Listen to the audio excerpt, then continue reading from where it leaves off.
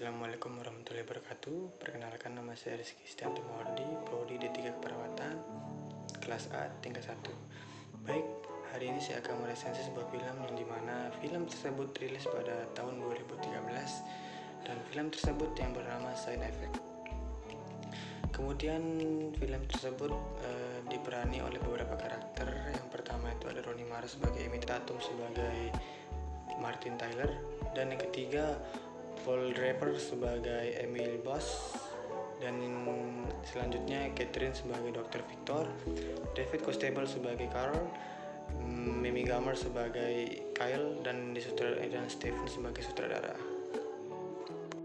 Setelah saya perkenalkan nama-nama karakter pemain Side Effect, kali ini saya akan meresensi film Side Effect tersebut, yang dimana saya akan membaca peristiwa yang pertama sampai peristiwa yang terakhir. Simak videonya ya. Terlihat seorang wanita bernama Emily yang sedang menuju ke penjara untuk mengunjungi suaminya yang ada di penjara.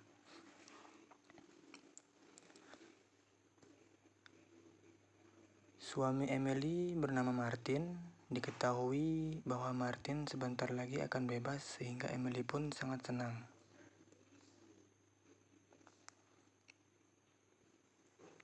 Lalu beberapa hari kemudian, Martin pun bebas yang sudah ditunggu di luar oleh Emily dan juga ibunya.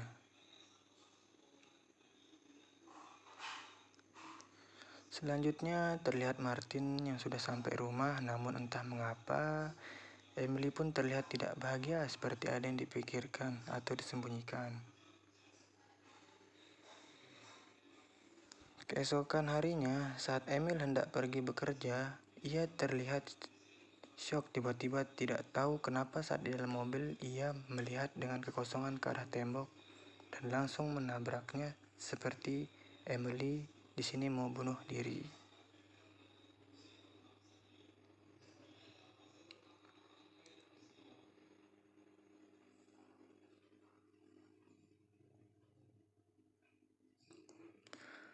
Beralih ke sebuah rumah sakit, di sana terlihat ada seseorang yang sedang panik, namun amarahnya mereda saat ada dokter yang berbicara padanya.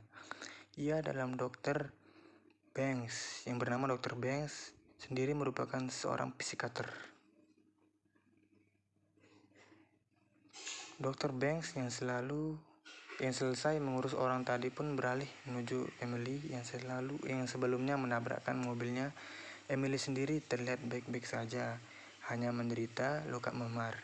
Emily juga terlihat tidak fokus saat ditanya, lalu Dr. Banks menduga bahwa malam memang sengaja menabrakkan mobilnya karena tidak ada bekas rem serta upaya untuk membelokkan kendaraannya.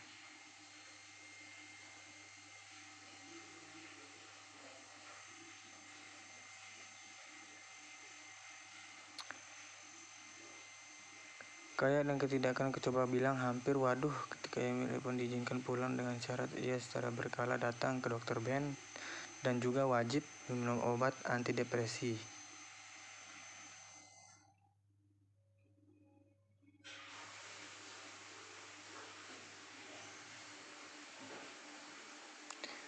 Keesokan harinya, saat Emil kembali bekerja, bahkan kerja, dia melihat email yang sedang mual seperti orang yang sedang sakit. Ia pun memeriksanya kalau kini penyakitnya berlanjut. Saat Emil datang ke tempat Dr. Banks untuk konsultasi, sesuai dengan arahan di rumah sakit, Emily pun terlihat berbincang-bincang dengan Dr. Banks mengenai dirinya. Diketahui bahwa Emily sebelumnya juga pernah rutin konsultasi ke psikiater jika hal tersebut bernama Dr. Saber. Dr. Banks pun meminta izin kepada Emily agar ia bisa melihat riwayat medis dari Dr. Saber. Di hari selanjutnya, Dr. Banks bertemu dengan Dr. Saber. Dokter ini menjelaskan bahwa email sebelumnya normal, tidak ada penyakit masalah bertubi-tubi menimpanya. Di antaranya adalah saat Martin atau suaminya masuk ke penjara serta rumahnya yang disita. Disitulah sifat Emily berubah tutur. Dr. Cybertron Kemudian menjelaskan bahwa Emily sudah diberikan berbagai obat anti implementasi, namun penyakitnya pun susah disembuhkan. Dr. Seven pun menyarankan untuk memakai obat terbaru dengan nama Akshan.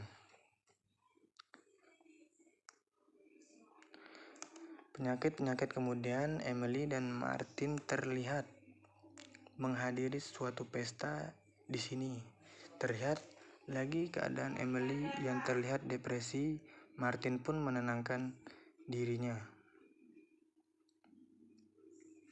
Kemudian Emily dibawa pulang oleh suaminya karena diduga obat tersebut kehabisan waktu yang sudah ditentuin oleh Dr. Brands. Kemudian di sini beralih saat Emily hendak naik kereta, terlihat Emily seperti ingin menabrakkan dirinya ke kereta, namun untung saja hal tersebut dapat dicegah oleh petugas saat itu.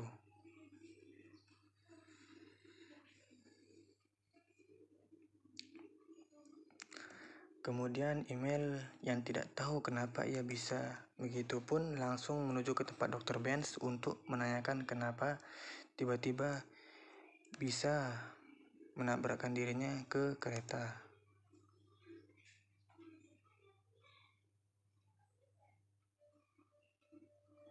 Emily mengungkapkan kalau obat yang diberikan oleh Dr. Banks tidak cocok karena ia seringkali merasa mual.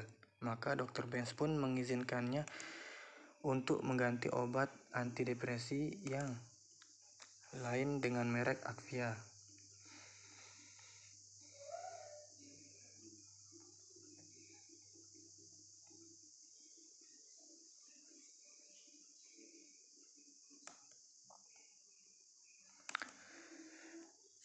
Lalu di mana para dokter farmasi sedang membicarakan obat anti-inflamasi terbaru bernama Delatrax.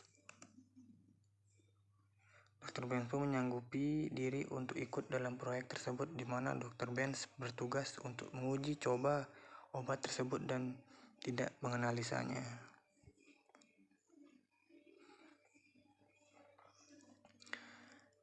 Lalu di sini